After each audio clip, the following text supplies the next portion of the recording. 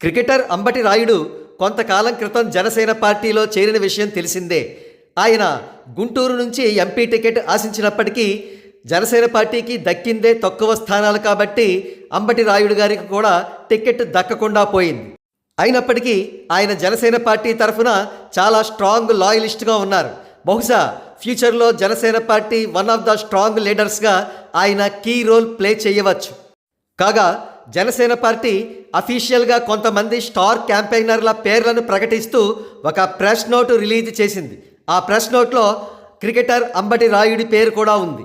ఆయన పేరును ప్రకటించిన మరి కొంతసేపట్లోనే అంబటి రాయుడు గారు ఎక్స్ హ్యాండిల్లో ఈ ట్వీట్ను పోస్ట్ చేశారు. పవన్ అన్నను సీఎం చేయడానికి సిద్ధం, కలిసి సాధిద్దాం. ఈ ట్వీట్ జన సైనికులను ఉర్రూతులూగేలా చేసింది.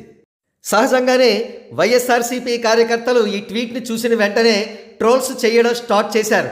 అదేమిటి, కేవలం 21 సీట్లకే పవన్ కళ్యాణ్ సీఎం అయిపోతారా అంటూ ప్రశ్నించడం మొదలుపెట్టారు.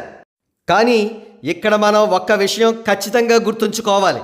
జనసేన పార్టీకి అఫీషియల్ స్టార్ క్యాంపెయినర్ అయిన తర్వాత అంబటి రాయుడు గారి ఎక్స్ హ్యాండిల్ నుంచి వచ్చిన ట్వీట్ ఇది. అంతేకాదు పవన్ కళ్యాణ్ గారి అనుమతి కానీ చంద్రబాబు నాయుడు గారి అనుమతి కానీ లేనిదే అంబటి రాయుడి ట్వీట్ నుండి పవన్ సీఎం అనే పదాలు వచ్చేవే కాదు, ట్వీట్ డిలీట్ అయిపోయేది. ఏమో పవన్ కళ్యాణ్ గారు చంద్రబాబు నాయుడు గారి మధ్య కుదిరిన ఒప్పందాల్లో భాగంగా పవన్ కళ్యాణ్ గారికి తక్కువ ఎమ్మెల్యే టికెట్స్ కానీ సీఎం పోస్టు ఆఫర్ చేశారేమో చంద్రబాబు నాయుడు గారు. అవును, మరి జన సైనికులకు ఆ కిక్కు లేనిదే 2029 జనరల్ ఎలక్షన్స్లో రిటైర్ అయిన చంద్రబాబు నాయుడు గారి టీడీపీ పార్టీ ఎలక్షన్స్ను ఫేస్ చేయాలంటే జనసేన సహకారం కూడా ఉండాలంటే పవన్ కళ్యాణ్ గారు 2024 నుండి 2029 మధ్యలో కొంతకాలం పాటు సీఎంగా చేయాల్సిందే. బహుశా అంబటి రాయుడికి ఈ న్యూస్ ఇంటర్నల్గా తెలిసే ఈ ట్వీట్ చేసి ఉండవచ్చు.